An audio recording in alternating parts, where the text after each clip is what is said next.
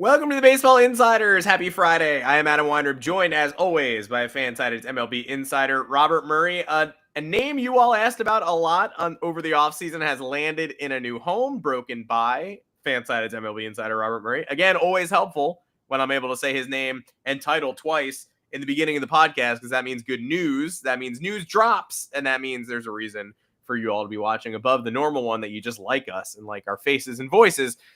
We got news, of course. We've also got stuff to debunk. The Braves are bringing back some big names. I have a theory about the Tampa Bay Rays' role in the AL East, and we're going to get to your questions in Robert's notebook. But before we do all that, Robert Murray, welcome to the show. Happy Friday. How are you? I'm doing great. It feels good to have Yasmani Grandal off the market because that was a long time coming for him to sign.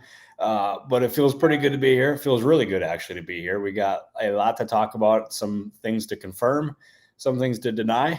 So it shall be a very good time. But I am pleased to be here with you again, Adam. How are we doing? Happy Friday.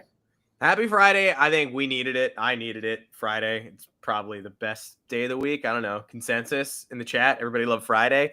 And an old Thursday news drop feels good too. If you are joining us for the first time, we are the Baseball Insiders. You can find us here, myself and Robert Murray, every Monday, Wednesday, Friday, 3:30 Eastern, 1 o'clock Eastern, and then back to 3:30 Eastern. I'm also here on Tuesdays with Eric Cole doing a prospect show. We've got fun interviews on this channel. We got plenty. If you want to subscribe on YouTube, we'd love that. If you want to join us, become a member, you can also get access to our Discord.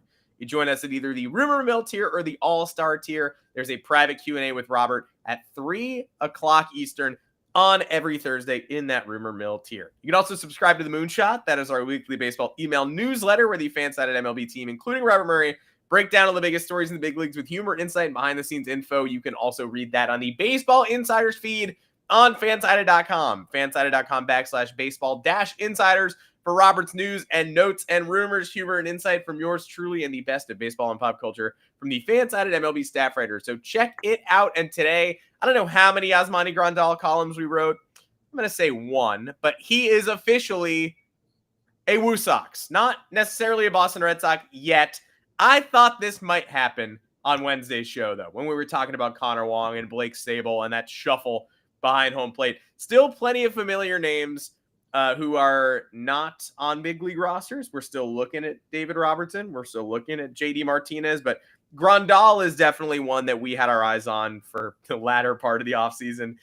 So what can you tell me about expectations here? There is a vacancy in Boston, not just for a backup right now. So what are your expectations for how long it'll take him to get up to speed and how this came together? Yeah, Grandal and the Red Sox actually talked in the offseason. And there was at one point I thought it was going to happen, but for whatever reason, it did not happen. I don't know if it ever got close in the offseason by any means, but like there was at one point I did think there was a fair shot of it happening. It did not, but he continued to linger on the market. And with all of their catching injuries, the fit for Grandal made plenty of sense in Boston. Ultimately, they got a deal done. It happened quick. There was at one, like earlier in the week, I checked and there really was nothing brewing there. And then all of a sudden it ended up getting done yesterday afternoon. It makes perfect sense. There is actually, I believe, an opt-out clause at some point in May for Grandal. So it's going to be a quick turnaround. So he's going to have to get ready pretty quickly, but he's been training. He obviously knows what it takes to get ready for a big league season. So I would anticipate him getting ready before too long, but he's going to need some minor league at-bats to get ready there. And then we could see him in the big leagues at some point in the next few weeks.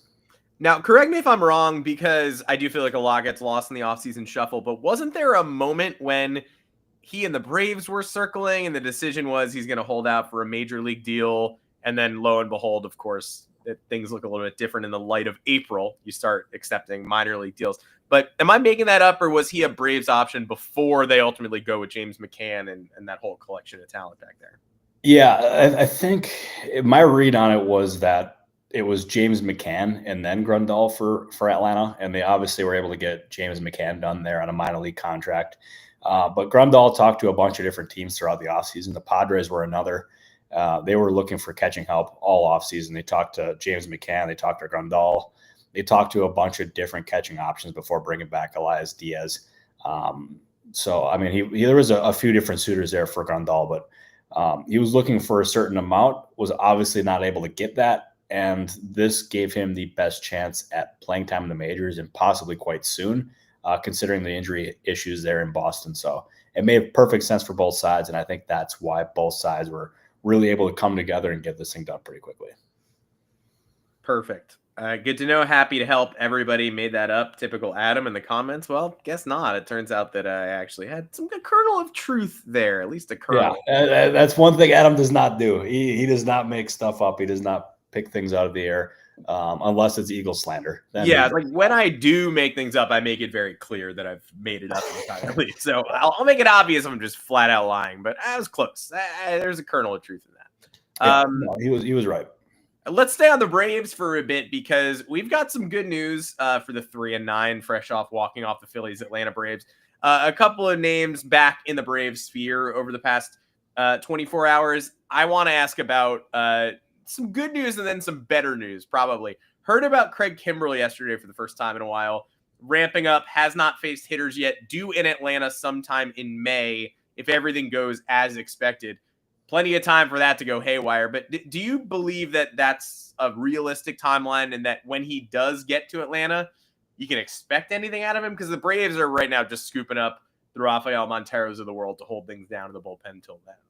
Yeah, I think that is a realistic time frame for Kimbrel. And whether or not he's going to end up being like effective is a whole different question for him and just even for that franchise in general. And for the Braves, like they better hope that he is impactful because they somehow there was not many teams that were going to be looking after guys like Rafael Montero, but lo and behold, they were interested in doing so. They got that done, but they need help in the bullpen. And Kimbrel obviously has an extensive history in Atlanta. He is going to be a Hall of Fame closer.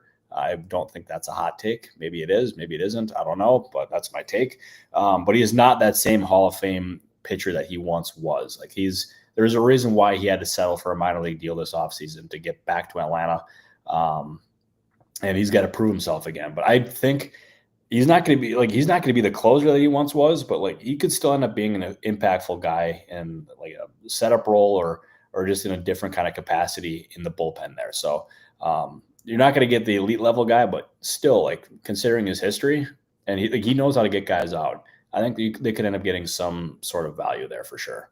In an era when everybody prizes swing and miss, I mean, he's still one of the most elite swing and miss folks. So probably the best way to deal with Craig Kimbrel at this point is you harness his good. You don't try to drag him through a full 162 game season. You try to get the best of him and you try to work him up to that point. So no April. Maybe May. Hopefully we get him by midsummer and things are working better. Now, in probably better news, Spencer Strider comes back and just casually on a pitch count sets the Gwinnett Stripers single game strikeout record yesterday with 13. So he's ready, I think. They may have a little bit of restrictions on him to begin because you want to be careful. And even at 3-9, the Braves are still thinking playoffs. You made a video this week that was like, they should be, and they should be. So that obviously is probably a more impactful addition for the Atlanta Braves. And they are counting down the days until they get their ace back for all intents and purposes while they're watching Chris Sale's velo. This might help them calm down a little bit. Oh, absolutely. And you look at his start or his most latest start here in AAA, 13 strikeouts, allowed 1 run over 5 1/3. Spencer Strider is ready, and getting him back for Atlanta is just a huge, huge, huge deal for them because they need as much help as they can get. Because the start of this season, the fact that they're even in the same conversation as the Chicago White Sox, that spells just the amount of doom that's going on in Atlanta with that franchise. And overall, I still think they're going to be okay. They're going to get Strider back. They're going to get more health. They're going to get Acuna back. Things are going to eventually be okay. And they have – I'm going to go on a rant in a little bit once I'm done with the Spencer Strider stuff. Rant. But when he's healthy, he's one of the best young pitchers or just pitchers in general in baseball. And we even got to see it, I believe. I want to make sure I'm getting this right. From 2022 to 2023, he actually led Major League Baseball with 483 strikeouts. He is a dominant arm. There's a reason why they were so aggressive in trying to extend Strider. They knew exactly what they had there, and they're about to get him back before too long. And that is just a massive deal for a franchise that just needs as many reinforcements as they possibly can. And I'm going to stick with the Atlanta Braves rotation. Spencer Schwellenbach is ridiculously awesome. He is, to me, the next guy that the Braves are going to try to extend. And that's not like sourced. That's not, I have no idea if there's been any conversations there whatsoever. I want to make that perfectly clear before I get yelled at. But he is awesome. He is everything that the Atlanta Braves want to build around. He's everything that a frontline starter should look like. He has been just a huge revelation for that entire franchise since he was called up last season. I wouldn't be surprised if they did eventually try to extend him.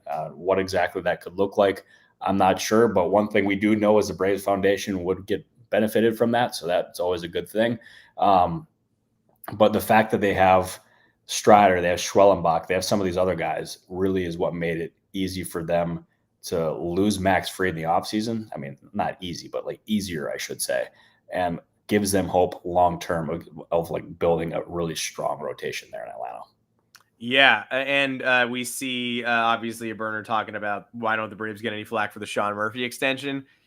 I don't know. I mean, doesn't the good outweigh the bad here? Like, you're going to give him flack for missing on one of 9 high-profile extensions. I hear you.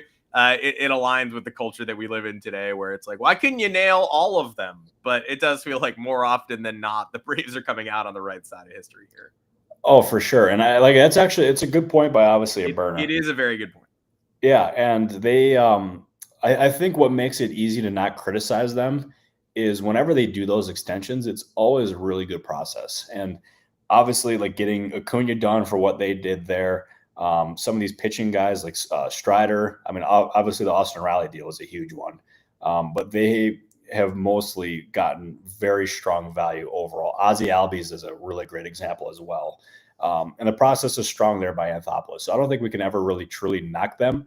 And yeah, I unless there's like something drastically changes with their process, then I will not be able to criticize them because it's smart business. And if they waited to extend these guys, look at what's going on with the Dallas Cowboys. Like that's just going to I'm going here to football. Is they're paying top dollar for all these guys. Also the Cincinnati Bengals too with Jamar Chase and T. Higgins. Like you can get value. It keeps your players happy, and it gives you a long-term foundation of building an even more talented roster around these guys. So I could go on a pretty strong rant about that for a while. I'm not, but I think I maybe made my point clear, or maybe even less clear. Who knows?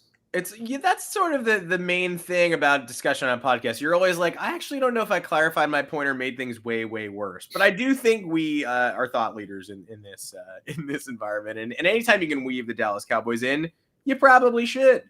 Really good comments today. We're definitely going to get to several of these. I'm going to go on a mini rant just to say, hey, look, I don't know if this is insane, and it probably is, but watching the Angels and Rays this week and Jo Adell homering twice in an inning and Mike Trout going off. I mean, look, good for the Angels, good for Jo Adell, good for their hot start in the AL West. But this is an honest question. We now have 2 Yankee stadiums in Major League Baseball.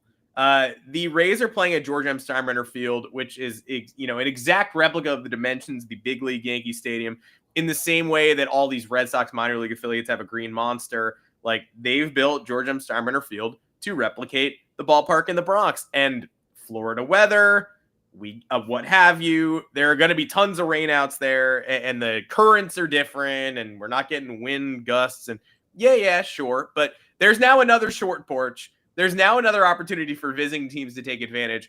And there are going to be plenty. Every AL East team essentially now is playing additional games at Yankee Stadium in sort of an offensive, not necessarily. Yankee Stadium is middle of the road offensively, but home runs to right field, I mean, you can't argue. So I do wonder if that may tilt the AL East eventually. Now, equal opportunity for all these teams, but there are certain teams built in different ways. And so I wonder if, squaring the amount of Yankee stadiums there are is going to change the situation. I mean, it's possible. It's definitely. It's not a bad thought by you, Adam. And I think you also got to wonder too, like, could the same thing even be said for like the A's? I mean, look at all the stadium there and just how many runs are being scored there. I mean, like I felt like watching, especially that Cubs series. I mean, they were just putting up runs left and right. And there was even, I want to say the other day after the first inning was like 5-3 or something like that. I mean, just the amount of runs being scored. I mean, it could change things. Obviously, like the A's are not going to like go win that division. But like, I don't know. It's like the ballpark structure could absolutely benefit some teams and tilt things a little bit. So I think I know exactly what you're talking about there. So that was, as always, Adam, that's a very good thought by you. Drew, by the way, no Padres news. We have 0 new on the Padres. So I gave you the Jackson Merrill extension. You're being don't be greedy over there.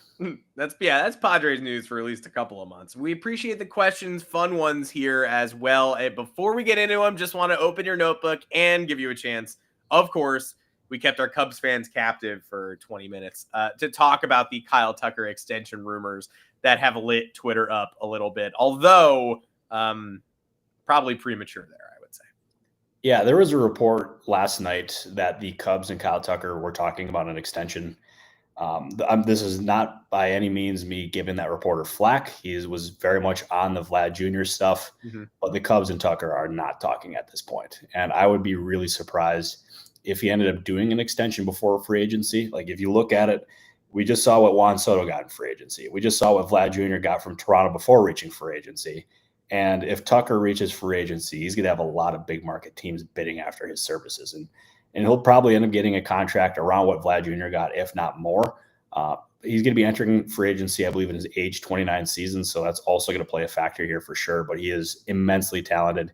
He's one of the best young players in baseball. And hitting free agency and letting the market establish his value is absolutely the move here for Tucker. And I would be stunned if he did a deal before free agency. And yeah, I mean, also too, you look at it from the Cubs perspective, they've been pretty cheap overall with their spending. They have not spent big dollars in free agency in quite some time. And just, I'm not going to say a Tucker like extension or just new deal in Chicago is impossible, but their history would have me skeptical that they're going to be able to retain him. 500 million cropping up in the comments. By the way, I hope that's commented on every podcast we do for the rest of the time. And I also hope we eventually make $500 million a piece. But that does feel like the benchmark at this point, right? For a guy like Tucker. I would feel that's about right.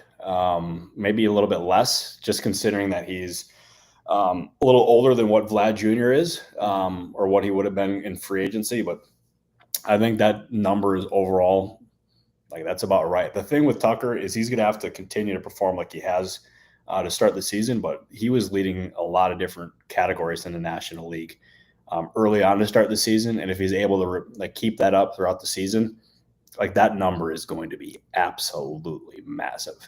So it's like, I mean, you have to think, like, there's going to be just so many big market teams bidding after him too. It's not going to get reach the Juan Soto or Shohei Ohtani number. I want to make that clear, but he is going to get an absolutely monster payday. And there's going to be a lot of teams that are going to be lining up for his services for sure.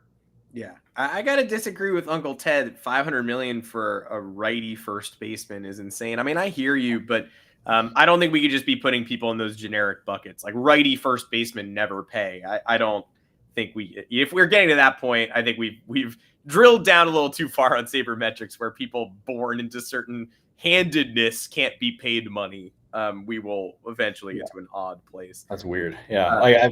Vlad Jr., here's okay, you don't mind if I start talking about this, do you? No, I encourage it.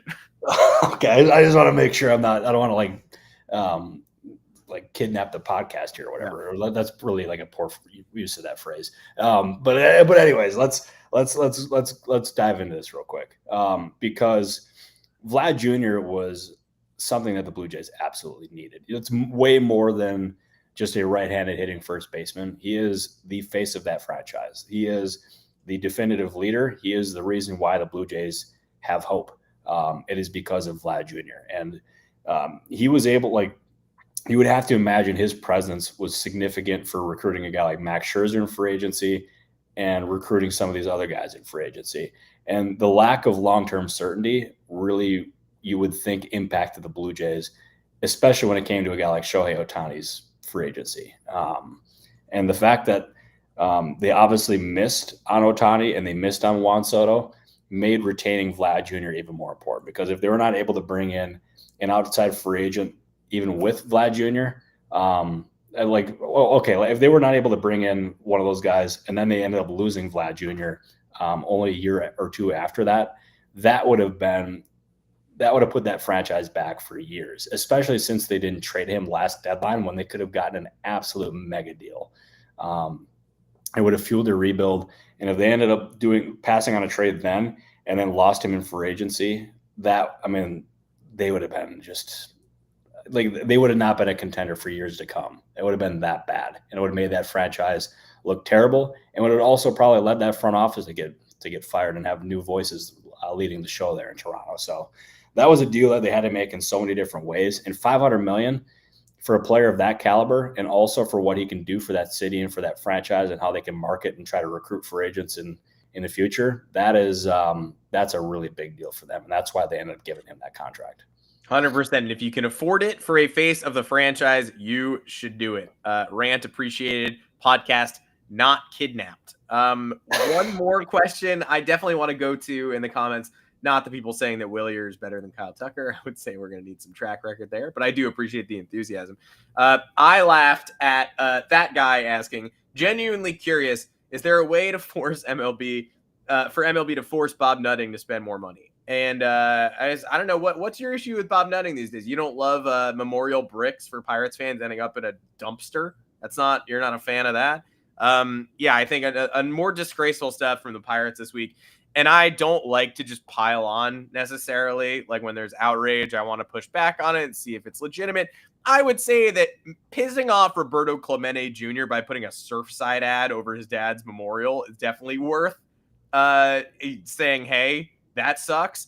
And following that up by having the memorial bricks for generations of Pirates fans just deposited in a landfill.